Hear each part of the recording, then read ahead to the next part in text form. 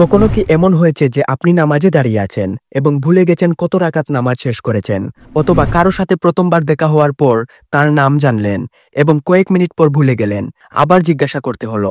এমনটা শুধু আপনার সাথে নয়, আমাদের মধ্যে বেশিরভাগ মানুষের সাথে এরকমটা হয়।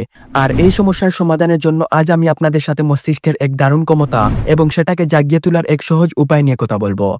তো চলুন ভিডিওটি শুরু করা যাক। আজকাল আমরা অনেকেই ছোটখাটো জিনিস ভুলে যাই, মনে রাখতে পারি না কোথায় ফোন রেখেছি বা গতকাল কি খেয়েছি। প্রায় বেশিরভাগ তরুণ তরুণীদের একটি সমস্যা দেখা যাচ্ছে যে কোথায় মোবাইল রেখেছেন, মানিব্যাগ রেখেছেন, এমনকি কত রাকাত নামাজ পড়েছেন সেটাও মনে রাখতে পারছেন না।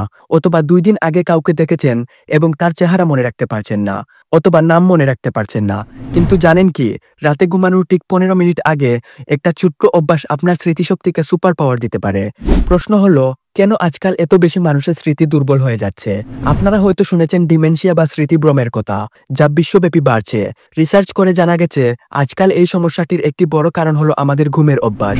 যখন আমরা নতুন কিছু শিখি, সেই তথ্য প্রথমে আমাদের শর্ট টার্ম মেমোরিতে যায়, তারপর সেটা লং টার্ম মেমোরিতে জমা হয়। এই গুরুত্বপূর্ণ কাজটি করে আমাদের মস্তিষ্কের ছোট্ট একটি অংশ, যার নাম হিপ্পোক্যাম্পাস। হিপ্পোক্যাম্পাসকে আপনি একটা লাইব্রেরির মতো ভাবতে পারেন, যেখানে দিনের সব তথ্য সাজানো থাকে। আর আপনি যখন কোনো তথ্য মনে করতে চান, তখন এই হিপ্পোক্যাম্পাস সেই লাইব্রেরি থেকে খুঁজে এনে আপনাকে দেয়। কিন্তু যদি এই লাইব্রেরির কর্মী তথা হিপ্পোক্যাম্পাস ঠিকমতো কাজ না করে, তাহলে তথ্য সেখানে জমা থাকলেও আপনি সহজে খুঁজে পাবেন না। আর হিপ্পোক্যাম্পাস ঠিকমতো কাজ না করার একটা প্রধান কারণ হলো রাতে দেরি করে ঘুমানো। আমাদের শরীরে মেলাটোনিন নামে এক ধরনের হরমোন নিঃসৃত হয়, যা আমাদের ঘুমোতে সাহায্য করে। বিশেষ করে এখনকার সময়ে সূর্য ডুবার 2 থেকে 3 ঘন্টা পর এই হরমোন নিঃসৃত হতে শুরু করে এবং রাত 9টা থেকে 12টার মধ্যে এর পরিমাণ সবচেয়ে বেশি থাকে। এই সময় যদি আমরা ঘুমোতে যাই, তাহলে আমাদের ঘুম গভীর হয় এবং হিপ্পোক্যাম্পাস দিনের তথ্যগুলো ভালোভাবে গুছিয়ে নিতে পারে। কিন্তু যখন আমরা রাত 12টা বা তারপরে ঘুমাই, তখন মেলাটোনিনের কার্যকারিতা কমে যায়, ফলে আমাদের ঘুমের কোয়ালিটি খারাপ হয় এবং হিপ্পোক্যাম্পাস তার কাজটা ঠিকমতো করতে পারে না।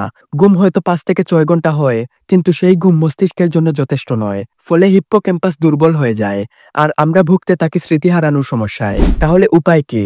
সহজ উত্তর হলো রাতে তাড়াতাড়ি ঘুমানো। চেষ্টা করুন রাত 9টা থেকে 12টার মধ্যে ঘুমাতে। এই সময়টা আপনার মস্তিষ্কের জন্য খুবই জরুরি।